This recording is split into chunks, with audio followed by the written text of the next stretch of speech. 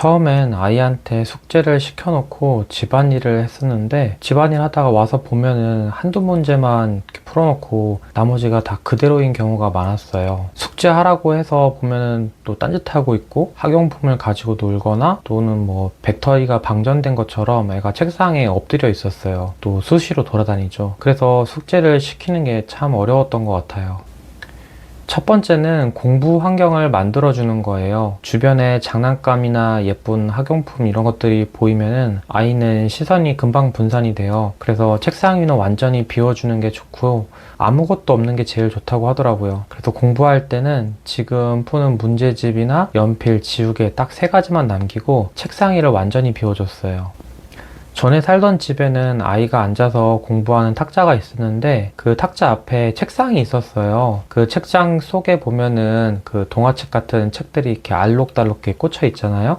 그러다 보니까 시선이 그쪽으로 분산이 돼서 이제 저희는 아예 그 하얀색 천을 인터넷에서 사가지고 그 책장을 모두 다 가려줬어요. 앞에 이제 시선이 분산되지 않도록 전부 가려주고 물건을 전부 다 치우고 이렇게 해서 공부할 수 있는 환경을 만들어줬던 것 같아요. 그리고 또 뭐 노래를 듣는다거나 뭐 다른 이렇게 주의가 분산될 만한 것들, 아이가 또 그 영상 같은 거 보는 패드가 있었는데 패드 같은 것도 아예 근처에 두질 않았어요.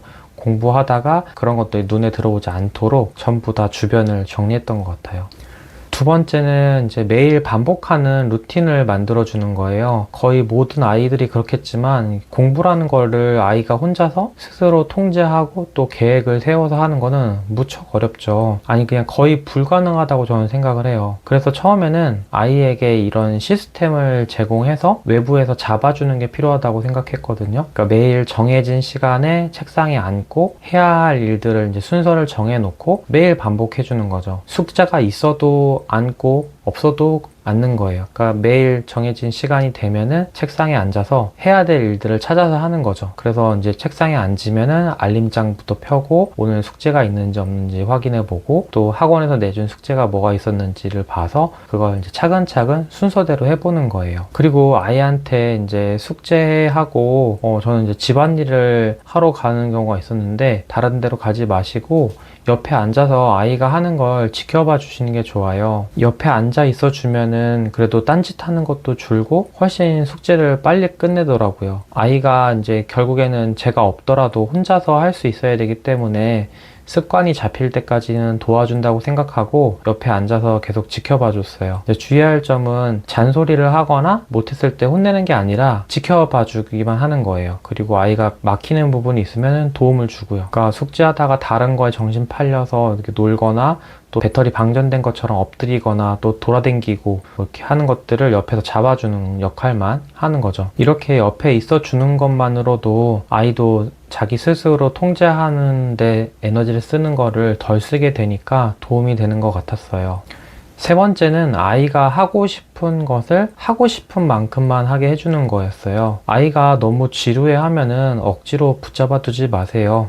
이게 참 적정한 선을 잡는다는 게 어려운 일이죠. 또 아이들마다 너무 달라서 딱 뭐라고 말씀드리긴 어렵겠지만 저는 숙제를 못 해가는 한이 있더라도 아이가 스스로 하고 싶은 만큼만 할 수 있게 해주려고 했어요. 숙제 전체 양 중에서 얼마만큼 하고 싶은지를 정하고 또 그 나머지는 언제 하고 싶은지를 물어서 최대한 그 아이가 스스로 정하고 할 수 있게 만들어주는 게 제가 생각하는 좀 이상적인 방향이라서 그렇게 했고 또 지금도 그렇게 하고 있어요. 이게 좀 위험한 발언일 수도 있는데 그러니까 아이가 숙제를 못하게 한다는 게 아이의 문제일 수도 있지만 적정한 숙제 분량을 못 내준 학교나 학원의 문제이기도 한 거잖아요. 그래서 저희 아이가 소화해낼 수 있는 분량의 숙제까지만 할 수 있도록 하고 못한 부분은 이런 문제가 있어서 다 못했어요 하고 피드백을 선생님께 남겨드렸어요. 저희가 특히 학원 숙제 같은 것들은요. 학원에서 나가야 하는 진로나 진도나 분량이 있겠지만 그거는 이제 두 번째 문제라고 생각을 했어요. 아이가 버거워하고 스트레스를 받아 한다면 멈춰주고 또 줄여주는 게 저는 맞다고 생각해요.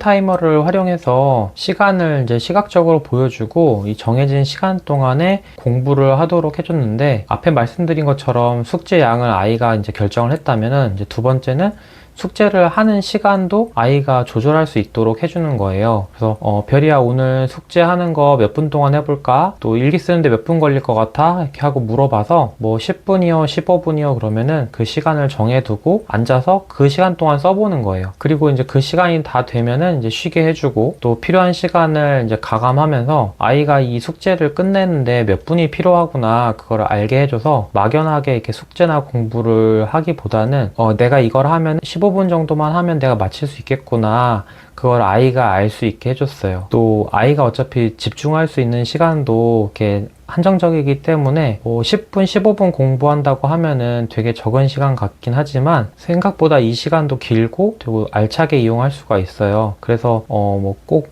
이렇게 긴 시간을 공부한다기보다는 왜 우리 포모도로 학습법도 있잖아요. 그래서 아이가 집중할 수 있는 그 시간 동안 이제 집중을 해서 할 수 있게 해주고 휴식 시간을 갖고 집중할 수 있는 시간은 나중에 점점 늘려가면 되니까요.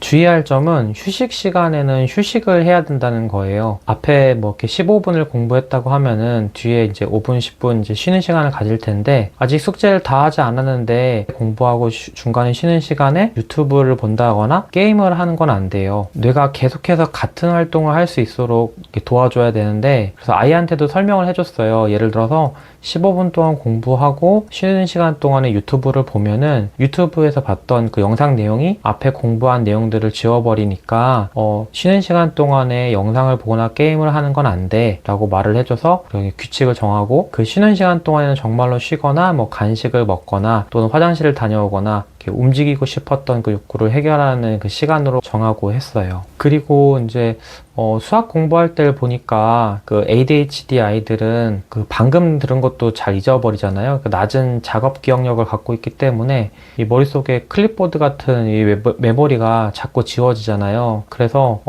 수학 문제도 같은 문제지만 문제 지문이 길어지면은 이걸 이해하지 못하고 틀리는 경우가 많았어요. 그래서 이제 문제를 읽을 때 문장을 나누어서 이해하게끔 한 단어씩 이렇게 끊어서 읽도록 해줬고요. 이렇게 슬래시를 치면서 문장을 나누어서 중요 단어에다 동그라미를 치게 해주고 이 문장이 무슨 말을 하는 건지 이해하도록 하는 연습을 했어요. 그렇게 이 문제가 무슨 말을 하는 건지를 알게 되니까 아 이거 내가 아는 거잖아 하면서 이제 문제를 풀더라고요. 그 다음에 또 이제 좋아하는 콘텐츠를 활용하는 방법이 있었는데요. ADHD 아이들은 자기가 좋아하는 거는 또 엄청나게 이렇게 집중력을 발휘하는 경향이 있잖아요.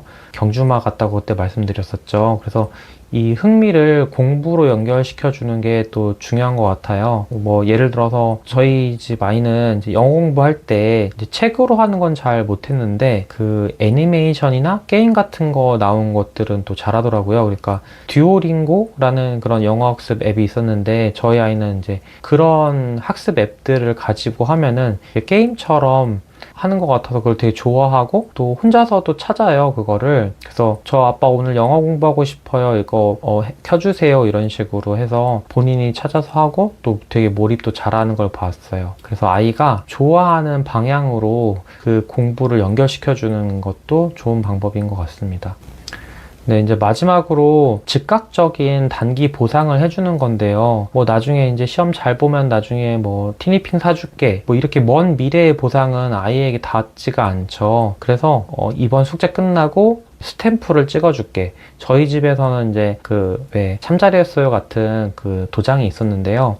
그래서 냉장고나 이런 데 붙여놓고 이 스탬프를 매번 잘할 때마다 바로바로 찍어주는 거예요. 한 과목을 잘 끝내거나 또는 뭐 이렇게 우리가 하기로 하는 약속을 잘 지키면은 바로바로 그때그때마다 이 스탬프를 찍어주고 이 스탬프 도장을 모으면은 아이가 사고 싶은 물건이나 또는 먹고 싶거나 좋아하는 음식 같은 것들, 과자 같은 것들을 사줬었어요. 그러니까 눈앞에서 뭔가 변화가 바로바로 일어나야 돼요. 그래서 즉각적인 보상을 뭘 해줄지 아이랑 의논도 해보시고 고민을 해서 아이가 바람직한 행동을 했을 때 바로 보상으로 이어질 수 있게끔 고민해 보시면 좋을 것 같아요.